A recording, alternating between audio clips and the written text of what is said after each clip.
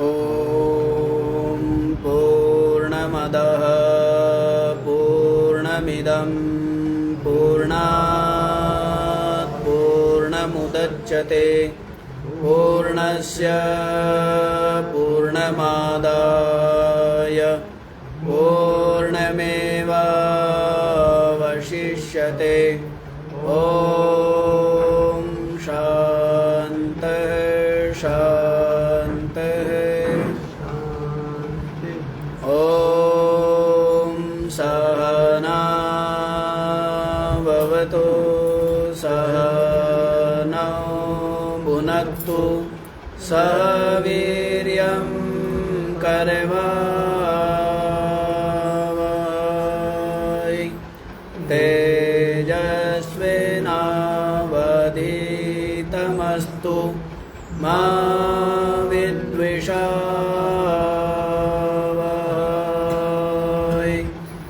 ॐ शान्तिः शान्तिः शान्तिः।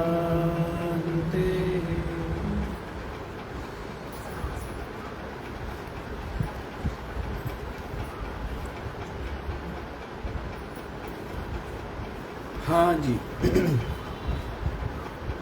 तो क्या श्रवण कर चुके हैं आप लोग?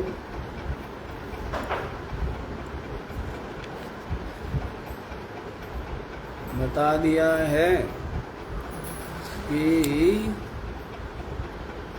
इस शरीर में बुद्धि रूपी गुफा में दो प्रवेश किए हुए हैं अपने कर्म फल का भोग करने के लिए, और ये दोनों छाया और धूप के समान अत्यंत विलक्षण ही है, माने बिल्कुल अलग ही है। जैसे छाया होती है और धूप होती है, ऐसा ब्रह्मवेत्ता लोग कहते हैं। और जो पंचाग्नि के उपासक है गृहस्थ लोग भी यही कहते हैं। और जिन्होंने 3 बार नाचिकेत अग्नि का चयन किया हुआ है, ऐसे जो साधक लोग हैं वो भी यही कहते हैं कि 2 है, एक जीवात्मा और एक परमात्मा। एक छाया रूप है जीवात्मा और एक धूप के समान है परमात्मा है। और इन दोनों को अलग अलग विवेक कर ले, दोनों के दोनों कहाँ पर स्थित है? बुद्धि रूपी गुफा में विराजमान। तो कहाँ उपलब्धि होगी? हृदय में उपलब्धि होगी ना, बुद्धि में उपलब्धि होगी। और इसलिए वहीं पर खोजना चाहिए। दूसरा कल बता दिया था कि जो यजन करने वाले यजमान लोग हैं उनके लिए स्वर्ग प्राप्ति का सेतु है। क्या? नाचिकेत अग्नि स्वर्ग प्राप्ति के लिए सेतु है, पुल के समान है। और जो अक्षर परब्रह्म है, जो पार करने वाले, पार करने की जो इच्छा वाले हैं, इस संसार सागर को पार करने की जो इच्छा वाले हैं, और जो अभय पद को पाना चाहते हैं, ऐसे जो अभय पद रूप अपनी आत्मा को प्राप्त करने में हम लोग समर्थ हो। मतलब हम साधक लोग जो अक्षर परब्रह्म है, अभय रूप है, उसको जानने में क्या हो? समर्थ हो। और उसको जान करके फिर क्या हो जाए? समस्त भय से मुक्त हो जाए। भय से, चिंता से, शोक आदि से क्या हो जाए? मुक्त हो जाए। उसके पश्चात तृतीय मंत्र में बताया है रथ रूपक कल्पना के द्वारा। जैसे जैसे रथ में बैठ करके जाते हैं ना, क्या होता है, एक जगह से दूसरी जगह इसमें बैठ करके जाते हैं, रथ में बैठ करके जाते हैं। इसी प्रकार इस शरीर रूपी रथ में बैठ करके जीवात्मा स्वर्ग लोक प्राप्ति की साधन भूता नाचिकेत अग्नि का अनुष्ठान करे तो स्वर्ग में चला जाता है। इस शरीर रूपी रथ के ये साधन है ना, इसके द्वारा है। और इस शरीर रूपी रथ के द्वारा ही यदि साधन संपन्न होकर यदि समस्त चाह लोक परलोक की समस्त चाह से रहित होकर और अपने मन को अपने में ही विलय करके, तो क्या होता है, इस शरीर रूपी रथ के द्वारा आत्म पद में पहुंच जाता है ना। तो इसलिए शरीर रूपी रथ क्या है, साधन है। जैसे गाड़ी, जैसे रथ होता है, तो उस रथ में बैठ करके हम लोग जाते हैं इधर उधर, अपने जो भी लक्ष्य है वहाँ पर पहुँच जाते हैं। तो वैसे ही शरीर रूपी रथ के द्वारा यदि यज्ञ याग आदि करें तो स्वर्ग की प्राप्ति हो जाती है। और यदि जो अक्षर ब्रह्म परमात्मा है उसकी खोज करें तो श्रवण मनन निधिध्यासन के द्वारा अपनी आत्मा को अनुभव कर लेता है। तो आत्म प्राप्ति हो गई ना, आत्मा में पहुँच गए। जो संसार में था, संसार में भटक रहा था, वो कहाँ पहुँच गया, आत्मा में पहुँच गया है। तो इसलिए इसको रथ कह दिया। तो इस शरीर रूपी जो रथ है, इसका जो स्वामी है वो ये आत्मा ही इस शरीर रूपी रथ का क्या है, स्वामी। कौन, जीवा। कौन स्वामी है, जीवात्मा है। जो परमात्मा है तो परमात्मा तो निर्विशेष, ना किसी का दास ना किसी का स्वामी, है ना। परमात्मा तो क्या है, निर्विशेष है, निरुपाय। तो ये जो जीवात्मा है यही क्या है, इस शरीर रूपी रथ का स्वामी है। और इस शरीर को रथ कहा गया है। और इस शरीर रूपी रथ को हाँकने के लिए बुद्धि रूपी सारथी है। और इसमें जो घोड़े जुते हुए हैं, उन घोड़ों को जो रस्सी है, लगाम है, वो क्या है, ये मन ही। ये मन ही क्या है, इसमें जो घोड़े जुते हुए हैं शरीर रूपी रथ में, उनकी क्या है, रस्सी। तो ये तृतीय मंत्र आप लोगों ने पढ़ लिया था, तो इसका भाष्य देख लीजिए। तत्रया उपाधिकृतः संसारी विद्या विद्ययोरधिकृतः मोक्षगमनाय संसारगमनाय च तस्य तद उभयगमने साधनो रथ कल्प्यते। यह उपाधिकृता संसार, ये जो उपाधि से बना हुआ, अर्थात उपाधि युक्त जो है, वो क्या है, संसारी। संसारी माने जीवा। दो बताए थे ना, एक संसारी और एक असंसारी। संसारी क्या है, जीवात्मा है। और जो कूटस्थ है, साक्षी ब्रह्मा, ये कहाँ है? दोनों के दोनों हैं, इस बुद्धि रूपी गुफा में ही बैठे हुए दोनों के। तो एक जो है चिदाभास, जो छाया है, जो जीव है। दूसरा जो है वो क्या है? धूप स्थानीय, जो असंग है, साक्षी, कूटस्थ, वो आत्मा, वो ब्रह्म, वो परमात्मा है। तो इस तरह दो जो कहे हैं, एक संसारी जीव और असंसारी अपनी आत्मा।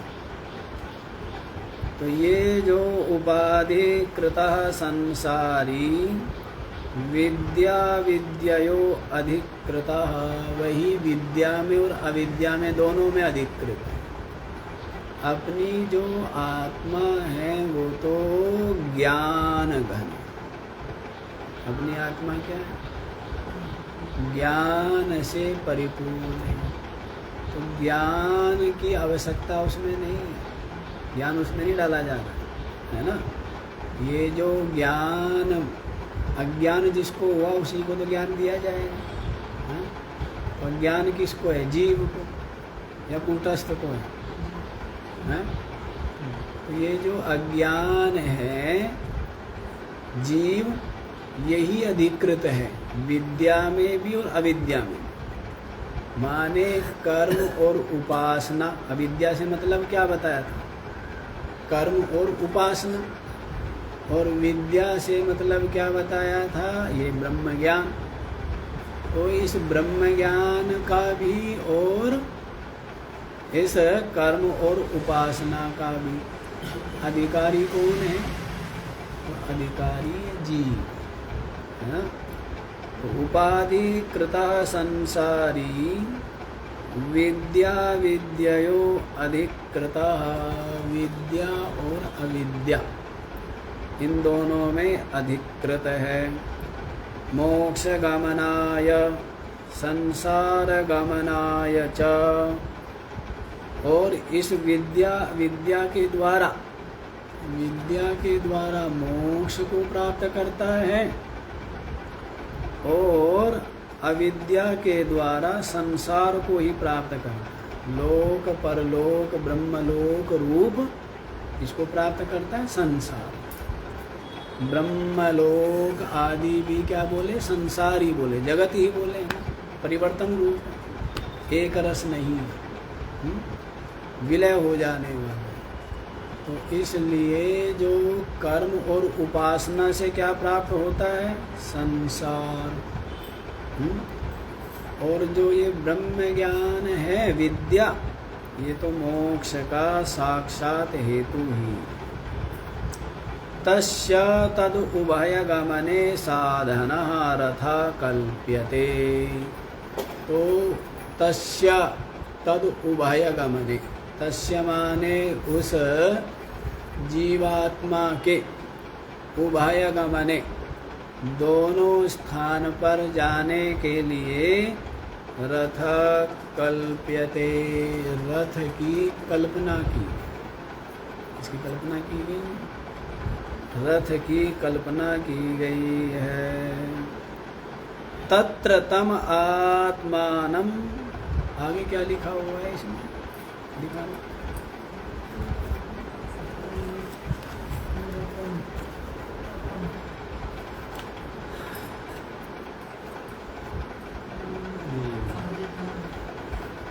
आत्मानम ऋतपम,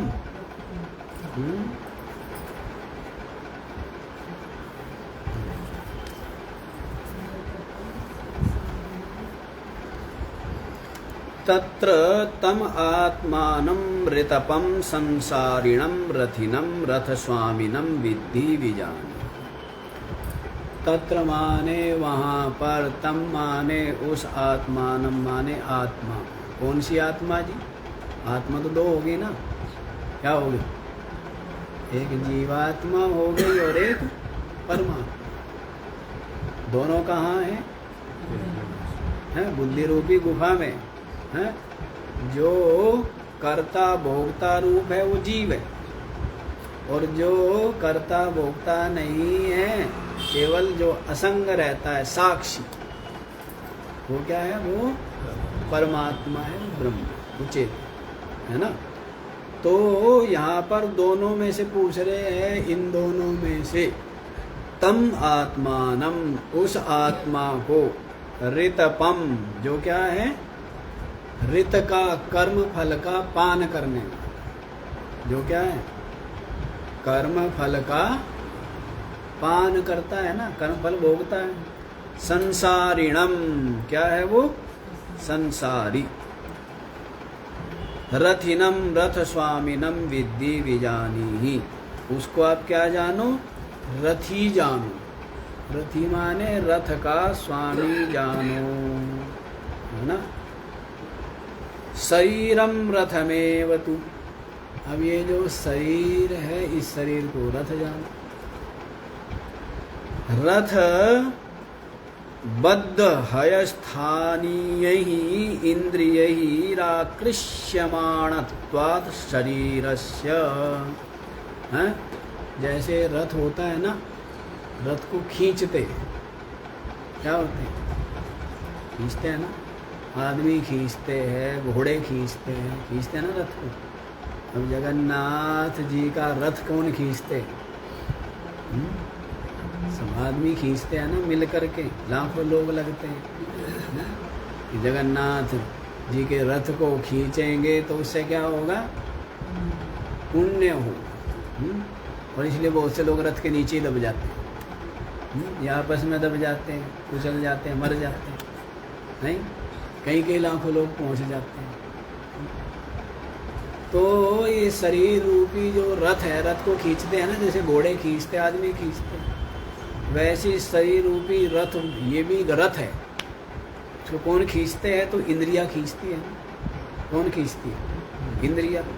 तो खींचने के कारण से रथ बद्ध हयस्थानीय, रथ में बंधे हुए जो हयस्थानीय, घोड़े के स्थानीय, घोड़े के रूप में, कौन? इंद्रियैर आकृष्यमाणत्वात्, इंद्रियों के द्वारा क्या किया जाता है? ये खींचा जाता है। इसी कारण से इस शरीर को क्या कह दिया है? इस शरीर को रथ कहते हैं। बुद्धिम तु अध्यवसाय लक्षणाम सारथिम विद्धि, और बुद्धि को जो क्या है? अध्यवसाय रूप, निश्चय रूप। बुद्धि क्या है?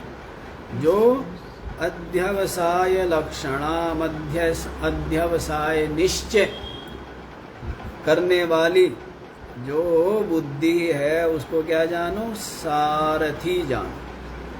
बुद्धि नेत्री प्रधानत्वात् शरीरस्य, शरीर का जो नेता है, कौन है? बुद्धि के निर्देश से ही सब कुछ होता है ना, है? इंद्रिया भी किसके निर्देश से चलती है? बुद्धि के निर्देश से चलती है। तो इसलिए बुद्धि नेत्री प्रधानत्वात्, बुद्धि ही क्या है? सबका नेतृत्व करता है बुद्धि, है? तो बुद्धि ही इन सबको ले जाने वाला है। नेता, नेता किसको कहते हैं?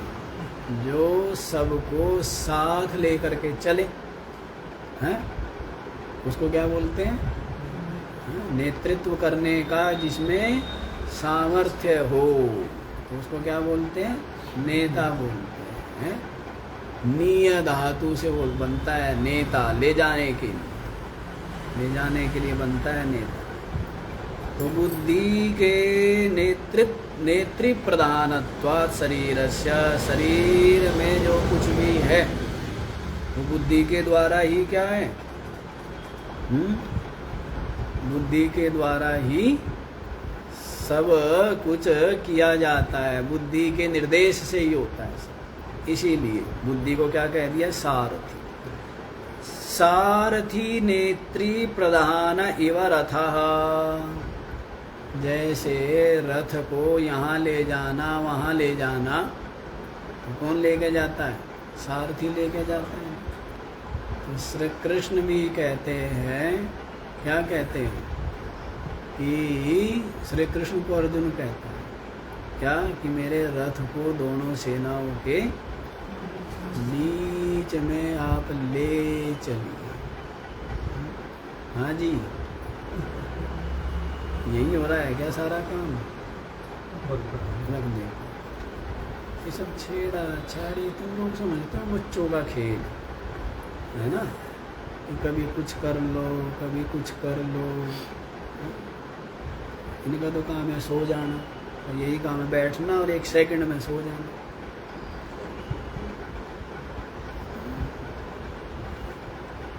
फिर सुनाऊं किसको? तो फिर तो इनको सुना लूँ जो सुनने वाले हैं, ये मोबाइल वाले यही सुनेंगे। तुम लोगों को तो लगता है कि भाई रोज़ रोज़ की मिठाई है, बस आज नहीं मिलेगी कल मिल जाएगी। ये तो बच्चों का खेल थोड़ा, इतनी सावधानी से बैठना चाहिए। लेकिन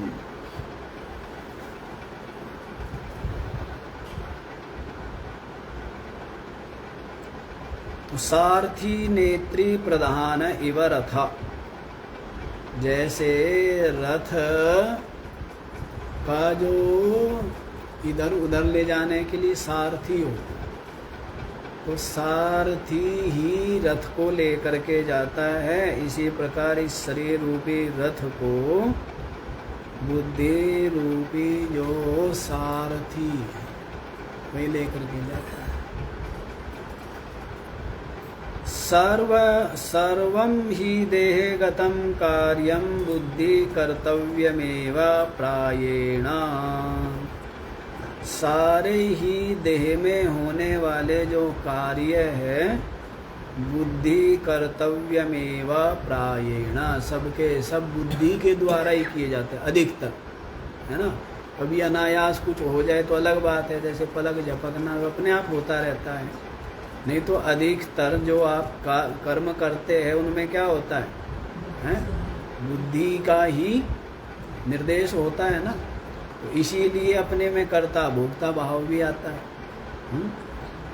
उस कार्य के लिए जो बुद्धि पूर्वक किया जाता है तो उस कर्म के लिए अपने में क्या आता है? कर्ता भोक्ता भाव भी आता है। तो बुद्धि कर्तव्यमेव परायेण प्रायेण, तो सारे के सारे देह में होने वाले जो कार्य है वो बुद्धि के द्वारा ही संपन्न होते हैं। मनः संकल्प विकल्पादि लक्षणं प्रग्रहं रसनां विद्धि। और ये जो संकल्प विकल्पादि लक्षण वाला ये जो मन है ना, इस मन को प्रग्रहम रसनाम विद्धि, इसको क्या जानो? इसको लगाम जानो। इसको क्या जानना चाहिए? लगाम जानना चाहिए। इस मन को बुद्धि रूपी सारथी है और मन रूपी लगाम है ना।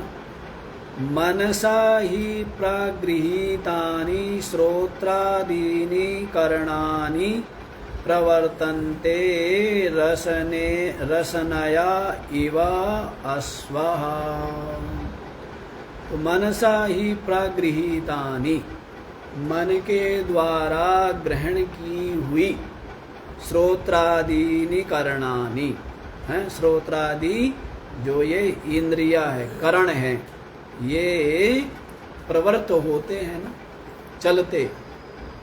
ये जो श्रोत्रादि इंद्रिया है ये सब के सब मनसा ही प्रागृहीतानि, मन के द्वारा ग्रहण करने के बाद ही क्या होते हैं? चलते। अन्यथा आंखें खुली होती है और हम देखते नहीं हैं, कान खुले होते हम सुनते नहीं हैं, क्योंकि मन हमारा कहीं और गया। तो मन जब इंद्रिय को साथ में ग्रहण करता है तभी क्या होती है? ये अपने अपने विषयों में जाती है इंद्रिय। जैसे घोड़े जाते हैं, अब घोड़ा अपने स्वेच्छा से चलेगा तो मंजिल पर पहुंचेगा या घास चरने पहुंच जाएगा, हैं? और यदि उसको सारथी लेकर के चलते हैं तो फिर क्या होता है, वो उसके द्वारा हम कहीं लक्ष्य पर पहुंचते हैं। तो वैसे ही इंद्रियां यदि स्वतः ही, तो क्या होती है, हैं? कुछ भी इनकी प्रवृत्ति होती हुई भी नहीं होती है, लेकिन मन रूपी लगाम, बुद्धि रूपी सारथी का निर्देश और मन रूपी लगाम से, हैं, ग्रहण की हुई ये जो इंद्रिया रूपी घोड़े हैं, ये क्या है, चलते। रसनया इव अश्वः, जैसे रस्सी से बंधे रहते हैं ना घोड़े, तो वैसे ही ये मन रूपी लगाम से इंद्रिया रूपी घोड़े क्या है, बंधे हुए। इस प्रकार समझ आ गया ये। तो तृतीय मंत्र का भाष्य हो गया जी। अब चतुर्थ मंत्र का भाष्य भी देख लीजिए। इंद्रियाणि हयान्याहुर् विषयांस्तेषु गोचरा आत्मेन्द्रियमनोयुक्तम् भोक्तेत्याहुर्मनीषिणः। इंद्रियाणि हयान आहुः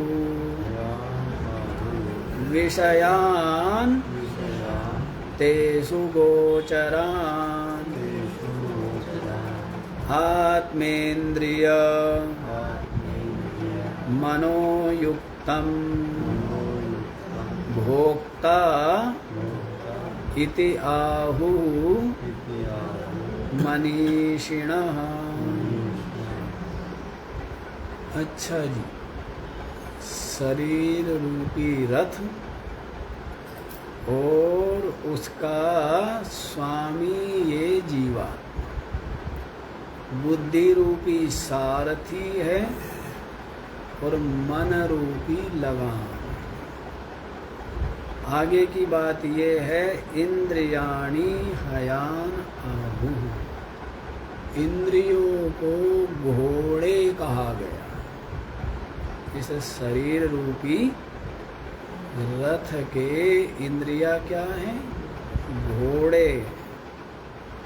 विषयान तेषु गोचरान, और ये जो विषय है ना, शब्द स्पर्श रूप रस गंध आदि, ये जो विषय है इंद्रियों के, ये क्या कहे गए हैं, गोचरान। तो ये उनके चलने के मार्ग कहे। इंद्रिया रूपी घोड़े जहाँ पर क्या होते हैं, चलते। तो ये जो विषय है, ये इंद्रिया रूपी घोड़ों के चलने के क्या है, ये मार्ग कहे। और आत्मा इंद्रिया मनः युक्तम भोक्ता, तो आत्मा से यहाँ पर ले लेना है शरीर। तो शरीर और इंद्रिया और मन, इनसे युक्त, इनके द्वारा ये जो जीवात्मा है वो क्या कहलाया जाता है, भोक्ता कहलाया। क्या कहलाया जाता है, भोक्ता इति आहु मनीषिणः। उस आत्मा को ही भोक्ता कहते हैं। वो आत्मा ही कर्ता और आत्मा ही भोक्ता। तो छाया रूप, तो चिदाभास है जो जीवात्मा। जो जीवात्मा है वह कर्ता है, भोक्ता है, और जो साक्षी है, कूटस्थ है, वो क्या है, वो अकर्ता है, अभोक्ता है ना। और जीव क्या है, कुछ भी नहीं है, छाया है। जीव क्या है, छाया है। और आप जो है आत्मा है, और आत्मा न कर्ता न भोक्ता, और ना ज्ञान अज्ञान उसको है, ना बंधन मोक्ष उसको है, ना सुखी दुखी वह है, ना धर्म अधर्म पाप पुण्य का उसको स्पर्श है। आत्मा तो नित्य ही विशुद्ध है, नित्य ही। तो इस तरह शरीर इंद्रिया और मन से युक्त हुआ ये जो जीवात्मा है, इसी की क्या संज्ञा पड़ गई है? भोगता। क्या पड़ गई है? भोगता इति आहु मनीषिणा। ऐसा मनीषी लोग कहते हैं, जो बहुत विचारवान है, अत्यंत विवेकी है, सूक्ष्म प्रज्ञा से संपन्न है। ऐसे जो मनीषी लोग हैं वो इस प्रकार से इस जीवात्मा को भोक्ता कहते हैं। तो इसका भाष्य भी देख लीजिए। इंद्रियाणि चक्षुरादीनि हयान आहुः रथ कल्पना कुशलः शरीर रथाकर्षण सामान्यात्। इंद्रियाणि चक्षुरादीनि हयान आहुः। इंद्रिया, ये जो चक्षुरादि इंद्रिया है, इनको क्या कहा है? हयान आहु, घोड़े कहते हैं। रथ कल्पना कुशला, जो इस शरीर रूपी रथ की कल्पना करने में कुशल है ना, माने जो विचारवान, जो बुद्धिमान है, ऐसे जो चिंतक है, वो इस शरीर रूपी रथ में इंद्रियों को घोड़े कहते। तो इंद्रिया घोड़े है। रथ शरीर रथाकर्षण सामान्यात्। जैसे वहाँ पर घोड़े खींचते हैं रथ को, गाड़ी को जैसे घोड़े खींचते हैं, वैसे इस शरीर रूपी रथ को खींचता है ना इंद्रिया, इसलिए इनको घोड़े कहते। तेषु इंद्रियेषु हयत्वेन परिकल्पितेषु गोचरान् मार्गान् रूपादीन विषयान् विद्धि। तेषु इंद्रियेषु हयत्वेन, उन इंद्रियों में हयत्वेन परिकल्पितेषु, उनको घोड़े के रूप में परिकल्पित किया है ना, घोड़े के रूप में माना है। इंद्रियों को घोड़ों के रूप में कल्पना की गई है। तो गोचरान मार्गान, उन इंद्रिया रूपी घोड़े के जो गोचर है, मार्ग है, वो क्या है? रूपादीन विषयान विद्धि। रूप रस गंध आदि ये जो विषय है, इन विषयों को ही क्या जानो? उनके मार्ग जानो। इंद्रिया रूपी घोड़ों के क्या जानना चाहिए? रास्ते जानना चाहिए। रास्ते पर चलेंगे ना, क्या करेंगे? इंद्रिया रूपी घोड़े कहाँ चलेंगे? रास्ते पर चलेंगे। और रास्ते पर चल करके लोक को पाना हो, चाहे संसार के विषयों को पाना है, चाहे लोक में यश को प्राप्त करना है, चाहे यज्ञ आदि करके नाचिकेत अग्नि का अनुष्ठान करके चाहे स्वर्ग को पाना हो, और चाहे क्या विवेक युक्त होकर और किसी संत के वचनों का श्रवण मनन निधिध्यासन करके अपनी आत्मा को जानना। तो ये सब क्या होगा? ये इंद्रिया रूपी घोड़े तो लेकर के जाएंगे ना। तो इंद्रिया रूपी घोड़े जैसे घोड़े पहुंचा देते हैं मंजिल पर, तो अब ये देखना है कि अपने को लक्ष्य क्या है, प्रेय लक्ष्य है या श्रेय लक्ष्य है? संसार को पाना, लोक परलोक को पाना ये लक्ष्य है या मोक्ष पाना लक्ष्य है? वो स्वयं देखना है कि किसको पाना। तो देखो क्या कह रहे हैं, तो इनको मार्ग जानना, रूपादीन विषयान विद्धि। इन रूपादि विषयों को क्या जाना, मार्ग का। तो इनके द्वारा आँखों से देख देख कर, कानों से सुन सुन कर, और बुद्धि से समझ करके, और पैरों से जा जाकर, और हाथों से कर करके क्या करता है? यदि सत्कर्म करे, सन्मार्ग पर चले, तो क्या प्राप्त करता है? जो इच्छा हो, लोक प्राप्ति की हो, चाहे परलोक प्राप्ति और चाहे मोक्ष प्राप्ति। तो इसमें ये साधन बन रहा है ना, शरीर साधन बन रहा है। ये रथ है और इसमें इंद्रिया रूपी घोड़े, बुद्धि रूपी सारथी इस रथ को चला रहा। मन की लगाम इस बुद्धि रूपी किसके हाथ में है? सारथी के हाथ। मन रूपी लगाम जिधर को चाहता है उधर को लेकर के। तो इसलिए इन विषयों को क्या जानना है? मार्ग जानना।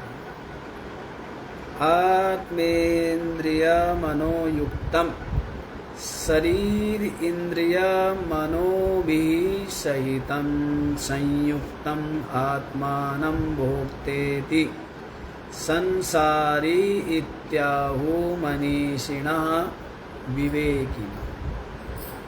आत्मा इंद्रिय मनोयुक्तम, तो यहाँ पर स्पष्ट कह दिया है शरीर इंद्रिय मनोभिः। क्या बोला है? आत्मा से मतलब क्या लेना है यहाँ पर? आत्मा से यहाँ पर विशुद्ध आत्मा को नहीं ले रहे, इसको ले रहे हैं, शरीर को ले।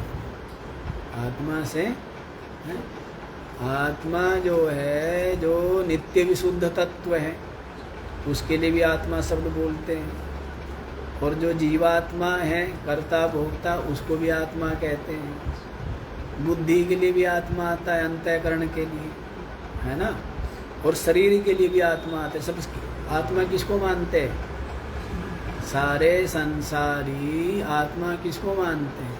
शरीर को ही आत्मा मानते हैं। तो यहाँ पर आत्मा शरीर के लिए है ना। ये गौण आत्मा, मुख्य आत्मा नहीं है। ये क्या है? गौण रूप से व्यवहार कर दिया जाता है। ये आत्मा थोड़े ही है। आत्मा का मतलब तो क्या है? जो एक रस है, जो नित्य है, जो व्यापक निर्विशेष अद्वितीय तत्व है, वो आत्मा है।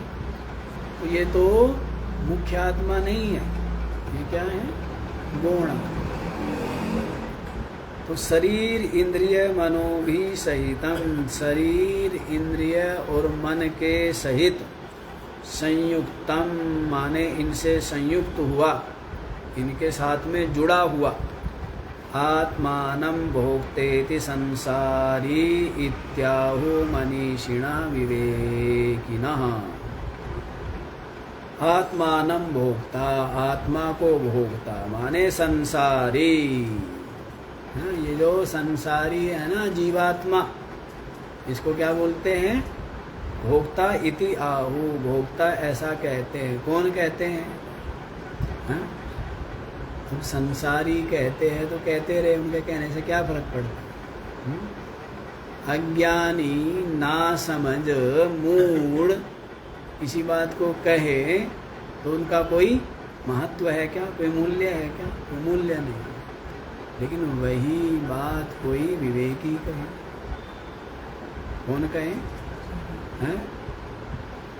विवेकी जो है उसकी बातें क्या होती है? प्रामाणिक, और जो कोई उन्मत्त है, पागल है, तो उसकी बातें कोई प्रामाणिक होती है क्या? इसलिए युधिष्ठिर की बातें प्रामाणिक मानी ना, द्रोणाचार्य ने किसकी बातों को प्रमाण माना? श्री कृष्ण की बातों को तो प्रमाण माना नहीं है, क्योंकि जानते हैं, क्या जानते हैं? ये जानते हैं कि श्री कृष्ण भले ही योगी है, भले ही ज्ञानी है, भले ही तत्ववेत्ता है, लेकिन जानते हैं कि श्री कृष्ण व्यवहार में क्या कर देते हैं? झूठ बोल देते हैं। व्यवहार में सज्जनों के हित के लिए, समाज में शांति की स्थापना के लिए, दुष्टों के विनाश के लिए श्री कृष्ण क्या करते हैं? झूठ बोल देते हैं। जानते हैं, कौन जानते हैं? द्रोणाचार्य जी। और बोलना आवश्यक है, नहीं? दुष्टों के विनाश के लिए, सज्जनों की रक्षा के लिए जो झूठ बोलना है वो झूठ नहीं है, वो सत्य ही है ना। तो द्रोणाचार्य जानते हैं कि श्री कृष्ण तो व्यवहार में जैसा है वैसा व्रत लेते हैं, कभी झूठ बोल लेते हैं, कभी सच बोल लेते हैं, इसका कोई भरोसा नहीं है। क्यों? अगले को, इसको तो खुद को तो लेना देना कुछ है नहीं, खुद का तो इसको लेना देना कुछ है नहीं, न इसका खुद का कोई स्वार्थ, न इसकी खुद की कोई आशा है, न इसको कुछ प्राप्त करना बाकी। ये स्वयं तो क्या है? कृतकृत्य है, स्वयं तो ये मुक्त रूप है, स्वयं तो क्या है? मुक्त है, और इसको तो कोई लाभ हानि है नहीं, पाप पुण्य का स्पर्श इसको है नहीं, तो इसलिए क्या कर देता है श्री कृष्ण? हम देखो ना, ये तो भेद है। अज्ञानी झूठ बोले तो मरे और सच बोले तो मरे, नहीं? और ज्ञानी हैं, झूठ बोले तो भी मुक्त और सच बोले तो भी मुक्त। ये सब बातें वैसे बतानी नहीं चाहिए, हाँ, क्योंकि लोग सही बात नहीं पकड़ते हैं। कौन सी बात पकड़ते हैं? गलत बात पकड़ते हैं। तो देखो, अज्ञानी तो झूठ बोलेगा तो पाप लगेगा ही, सत्य बोला है तो भी उसके द्वारा उसको पुण्य मिला, तो पुण्य भी बांधते ही है ना, हैं? और सत्य बोलने का क्या होता है? सत्य बोलने का एक अहंकार भी आएगा, नहीं आएगा? तप का, सत्य का एक क्या आता है? एक अहंकार भी आता है, नहीं आता है? एक अलग ही उसमें वो देखता है ना। सत्य बोलने, झूठ बोलने वाला हर समय भयभीत रहता है, डरता रहता है, और जो सत्य बोलने वाला है वो बिल्कुल निडर रहता है। थोड़ा सा एक उसको स्वाभिमान का हो या अहंकार का हो, उसमें रहता है ना। तो इस कारण से वो बंधता है।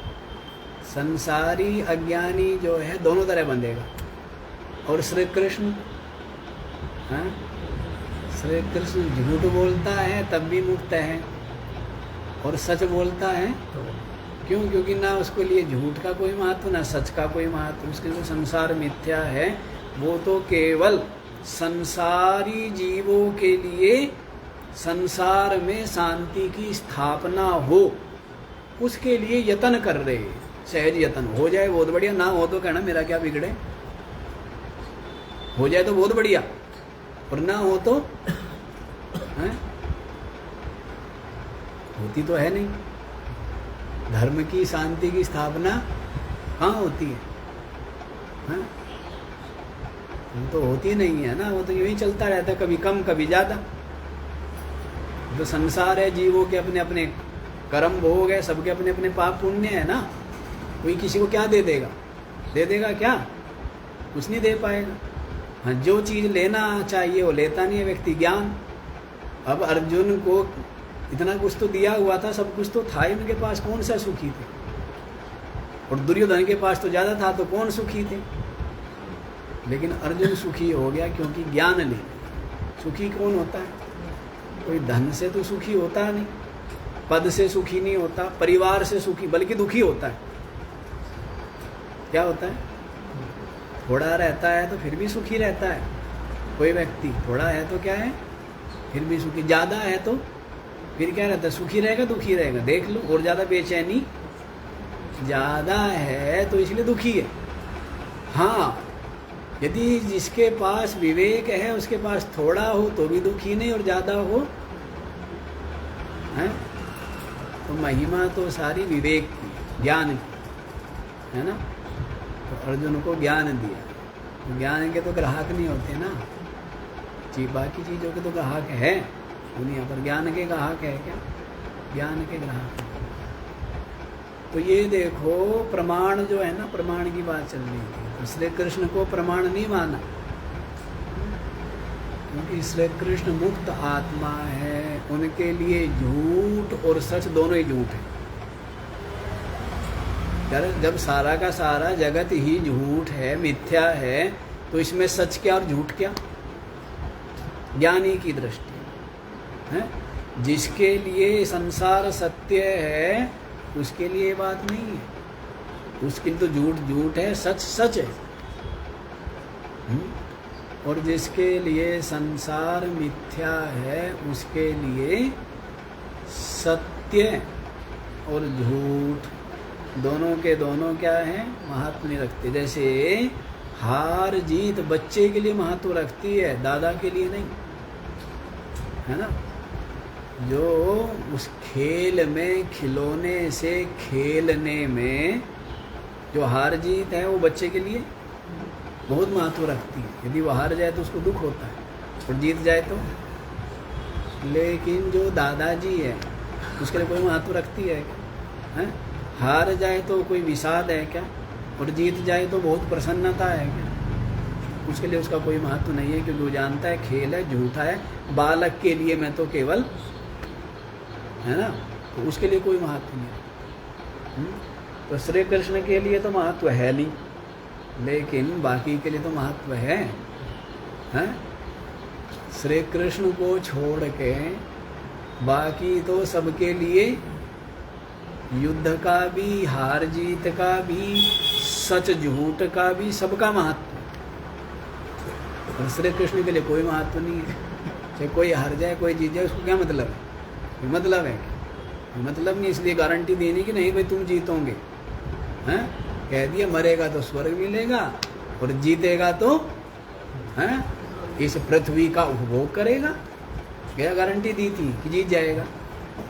दी थी गारंटी। क्यों? जानते हैं कि जैसा नियति होगी, जैसा प्रारब्ध होगा, हैं, वैसा हो जाएगा। जीत का संयोग होगा तो जीत जाएंगे, हार का संयोग होगा तो हार जाएंगे। अगले को तो हारने की आदत है दुनिया को हारने की आदत नहीं होती ना, और हार जाए तो दुखी होते हैं। और श्री कृष्ण को तो हारने की, जीतने की भी आदत है और नहीं आदत है हारने की। कितने बार हारा है? कई बार हारा ना, कई बार हार गया। तो क्या हार गया तो क्या हो गया? कोई नहीं।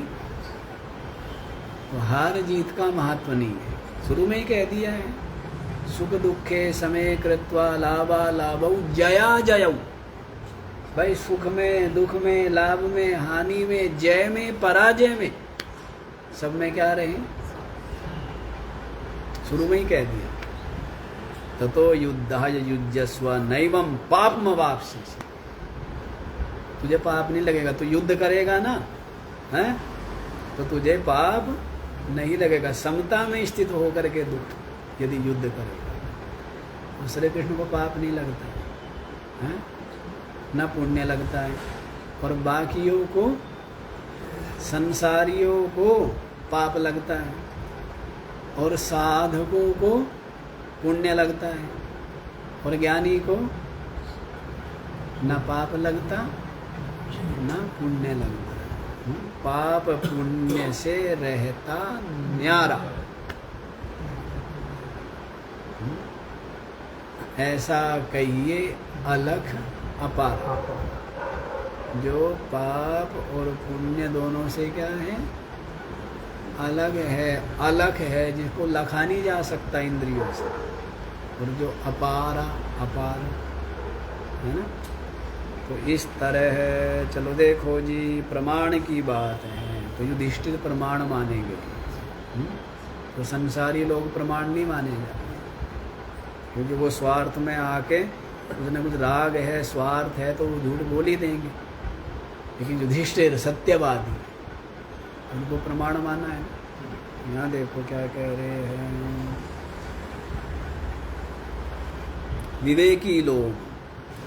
विवेकी लोग कहते हैं, क्या कहते, शरीर इंद्रिया और मन से संयुक्त हुआ ये जो जीवात्मा है, यही क्या है, भोक्ता। क्या है ये, भोक्ता इति आहु मनीषिणः।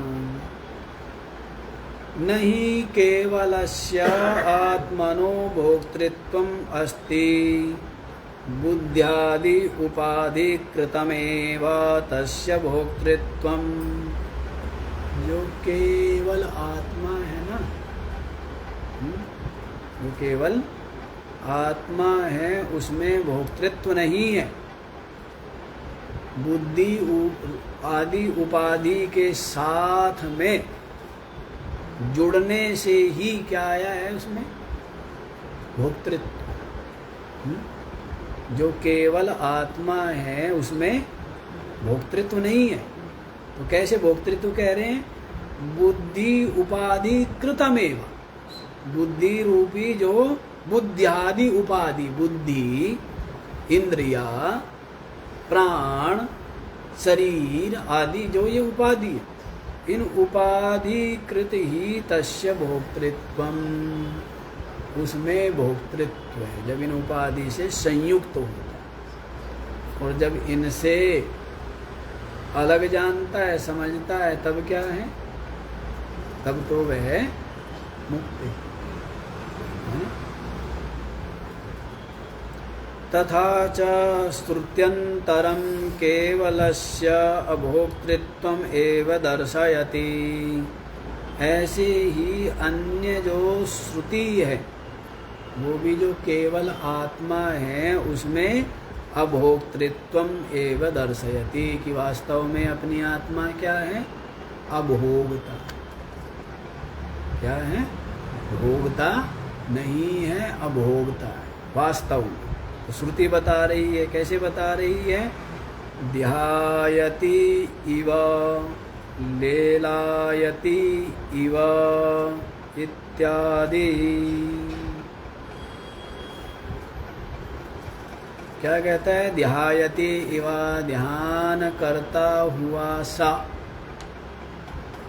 क्या बोला है? अब ये जो ध्यान कर रहा है, कौन कर रहा है? मन बुद्धि का काम है ना। एकाग्रता और चंचलता किसमें है, आत्मा में है। लेकिन क्या कहते हैं, ध्यायति इव, ध्यान करता हुआ सा, चलता हुआ सा, खाता हुआ सा, देखता हुआ सा, बोलता हुआ सा। वास्तव में वो आत्मा क्या, आत्मा नहीं है। आत्मा तो बिल्कुल असंग ही है, सत्ता मात्र देने उसकी सत्ता से। अन्यथा आत्मा ना देखता है, ना चलता है, ना खाता है, ना बोलता। लेकिन लगता क्या है, शरीर आदि के चलने से क्या लगता है, या इंद्रिय आदि के चलने से क्या लगता है, चलता हुआ। इसलिए बोल दिया ना कि बिनु पग चलई सुनई बिनु कान, है ना।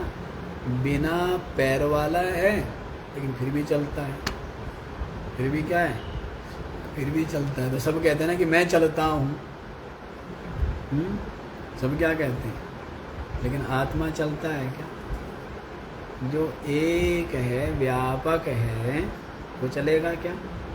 है? तो आप चल के नहीं आए, शरीर चल के आया, इंद्रियां चल के आई, प्राण चलते हैं, मन बुद्धि चलता है, सब चलते हैं। और आत्मा है? जैसे सूरज अचल है और बाकी सब चल रहा है, तो सूरज चल के कहाँ आ गया, पूरब से पश्चिम में आ गया, ऐसा भासता है। लेकिन चल के कौन आया है? पृथ्वी चल के गई है ना, पृथ्वी जो है एक धुरी से दूसरी धुरी में चल के गई है, लेकिन लगता क्या है कि सूरज चल के आ गए।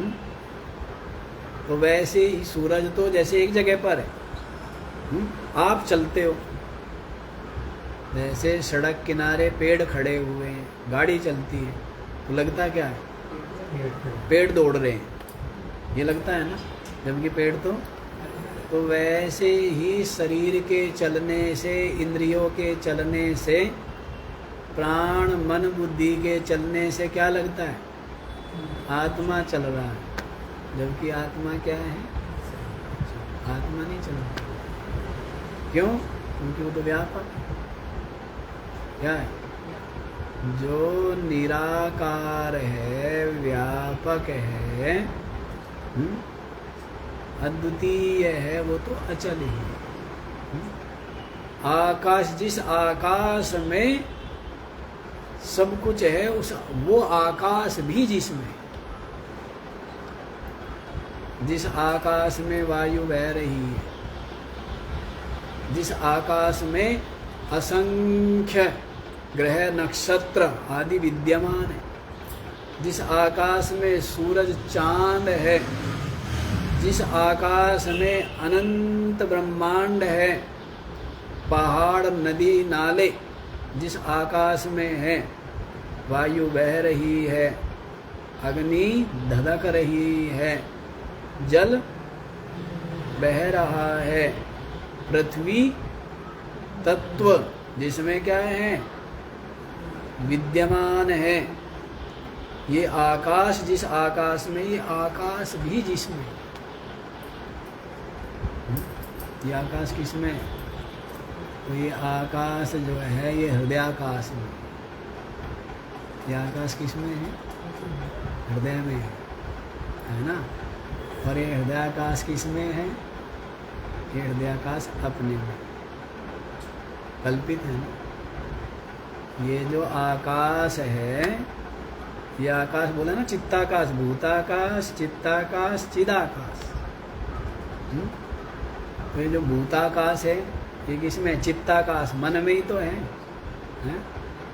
अब ये जो मन वाला था बड़ी चिंता कर रहा था, बड़ा प्रसन्न हो रहा था, पसीना पसीना था, भाग दौड़ कर रहा था, है ना, और किसी से मिल रहा, हंस रहा था, कभी रो रहा था, है ना, और क्या उसके प्राण निकल गए, मन निकल गया, सूक्ष्म शरीर निकल गया।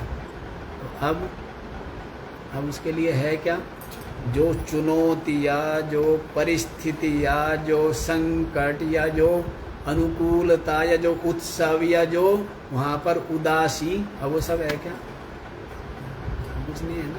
तो मन से ही तो है, इस मन से ही सब कुछ जानते, अनुभव करते हैं, मन नहीं तो इस सबका सब किसमें, सबका सब मन में, ये सारा का सारा संसार किसमें है, शत्रु मित्र भाई बंधु अपने पराए सब किसमें, मन में ही है ना। लोक परलोक पाप पुण्य है, बंधन मोक्ष ज्ञान अज्ञान है, सब किसमें है, सब कुछ मन में ही है।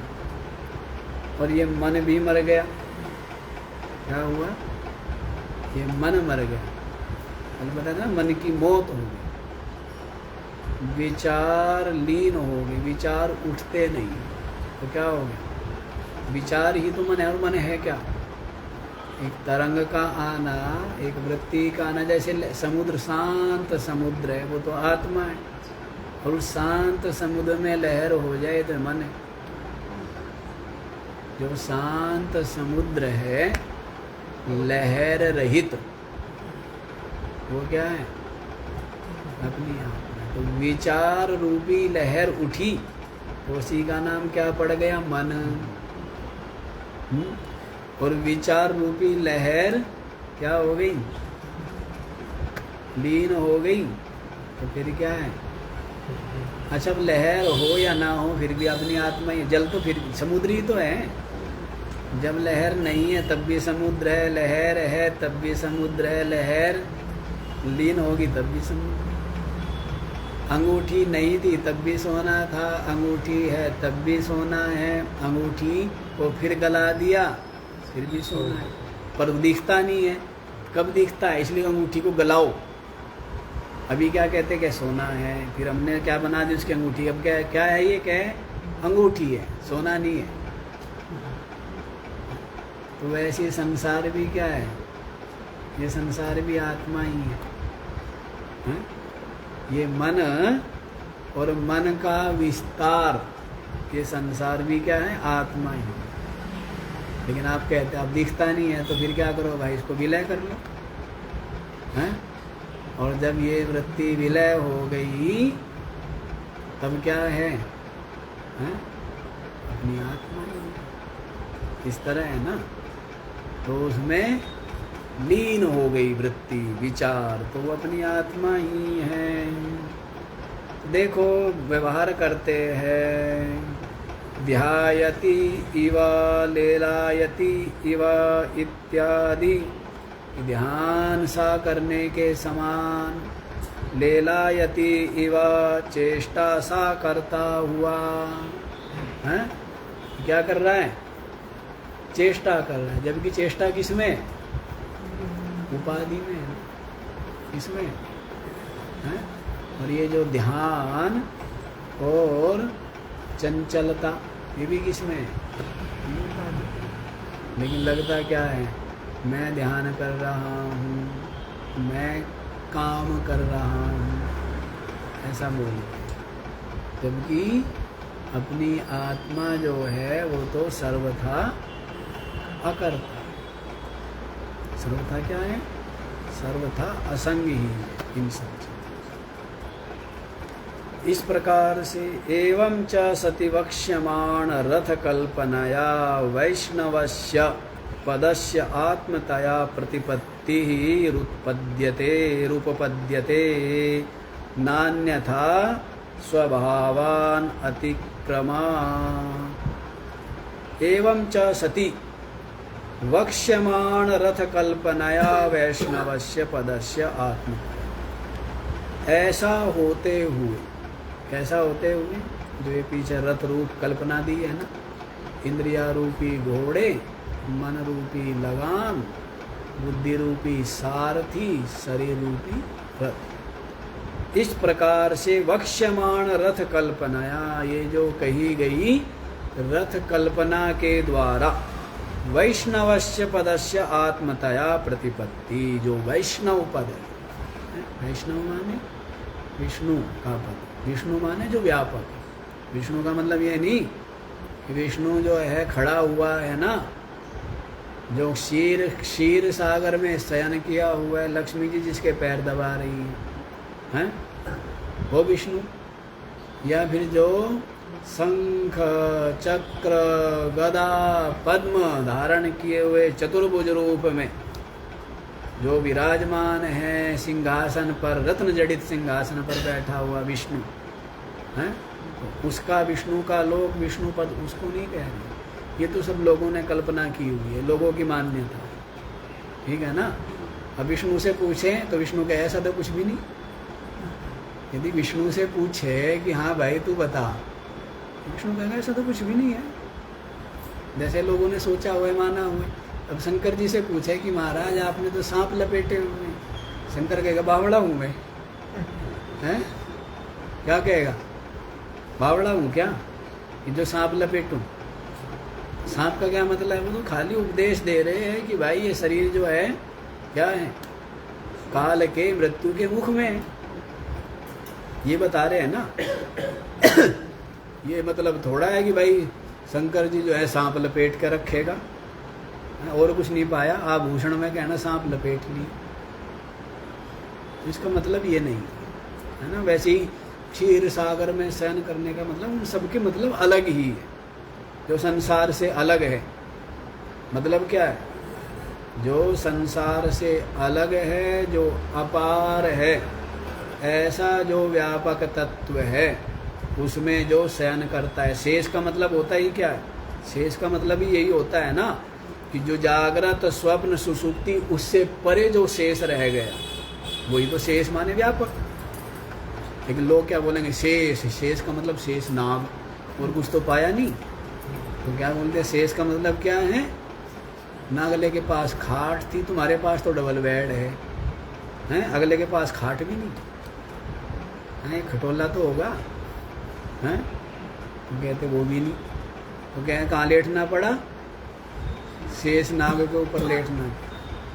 तो ये सब, इन सब के अर्थ अलग ही है ना। और यूँ ही जो स्थूल बुद्धि वाले हैं वो पता नहीं क्या क्या मानने लगते हैं। तो विष्णु का मतलब है जो व्यापक है। विष्णु का मतलब क्या है? ब्रह्म का मतलब भी जो व्यापक है ना। और शिव का मतलब भी जो कल्याण रूप है। शंकर का मतलब भी जो सुख रूप है, सुख करने वाला है। अब लोगों ने तो कुछ कुछ अपनी अपनी कल्पनाएं कर ली हैं, ठीक है, हैं? जो कक्षा 1 का बच्चा होगा तो उसको तख्ती देनी पड़ेगी ना, क्या देंगे? यदि उसे कॉपी दे दी तो एक एक पन्ना क्या होगा, हैं? लिखने के लिए होगा या न्यारा न्यारा होगा, कुछ खा गया होगा, कुछ उड़ा दिया होगा, हैं? और कुछ धूल मिट्टी में होगा, उसे क्या पकड़ाएंगे? ले तख्ती, अब इससे अपना सर फोड़ जाए, दूसरे का सर फोड़, है ना। तो तख्ती दे दी ना, इस पे लिख जो भी लिखना है। तो वैसे ही ये तो जो स्थूल बुद्धि वाले हैं उनको लिए बता दिया है, हाथ पैर आँख नाक कान बना दिए। बनाती है ना ये माइए, तालाब में से मिट्टी लेके आएंगी, हैं? उसमें भूसा और गोबर मिलाएंगी और उसको दीवार पे क्या करेगी? थाप देगी और फिर कहेगी सांझी माई आरता, हैं? और आरता के फूल, फिर ये गाएंगी ना, और फिर उसको दंडवत करेगी और कहेगी हे देवी कृपा रखना, हैं? 9 दिन तक पूजा करेंगी, 9 दिन तक करते हैं ना, हैं? 9 दिन तक करते हैं सर, 9 दिन पूजा करेंगे और फिर उठा के वहीं डाली आएंगे, जहाँ से निकाल के लाए थे वहीं डाल देंगे। अब उन सब चीज़ों के अलग अलग महत्व है। भावना की भावना है, भक्ति की भक्ति है। और लाभ ये भी है कि तालाब में से मिट्टी निकलनी चाहिए, नहीं तो फिर तालाब में वो जो मिट्टी हो जाती है ना चिकनी चिकनी सी, तो उससे वो उतना जल नहीं पी पाता है। तो वो मिट्टी निकाल के बाहर डालनी चाहिए जिससे धूप धाप लगे उसमें, हैं? और फिर भले उसको मिट्टी को वापस डाल दें। तो है तो इन सब चीज़ों के और अर्थ, और फिर वो और अर्थ हो गए, यही हो जाते हैं बच्चों को, जैसे बच्चों को, हैं? चलो अभी पता नहीं कहाँ की बात थी, चलो रहने ही दो। तो जो वैष्णव पद है ना, आत्मतया प्रतिपत्तिर उपपद्यते, आत्म रूप से उस वैष्णव पद को प्राप्ति उत्पन्न होती है, संपन्न हो जाती है। नान्यथा स्वभाव अनतिक्रमा या स्वभावान अतिक्रमा, स्वभाव का अतिक्रमण करने से, स्वभावान अतिक्रमा, स्वभाव का तो अतिक्रमण नहीं होता है ना, स्वभावो दुरतिक्रमा, स्वभाव जो है वो क्या है, उसका परित्याग करना संभव नहीं। अन्य प्रकार से नहीं, इसी प्रकार से आत्म रूप से ही उस वैष्णव पद की प्राप्ति हो जाती है। वही अपना स्वभाव है ना। यूँ नहीं है कि जो वैष्णव पद अलग है, अलग लोक में बैठा है विष्णु, और उस विष्णु के साथ में जाके हम क्या हो गए, हमारे शरीर से ज्योति निकली और वो ज्योति जो है वो कहाँ चली गई, कहाँ घुस गई जाके, हैं? विष्णु के शरीर में घुस गई। अब क्या हो गए, हम भी विष्णु हो गए। ऐसा कह रहे, ऐसा नहीं है, आत्म रूप से वो जो वैष्णव पद है उसको प्राप्त करना है। ओम पूर्णमद पूर्णमिदं पूर्णात् पूर्णमुदच्यते पूर्णस्य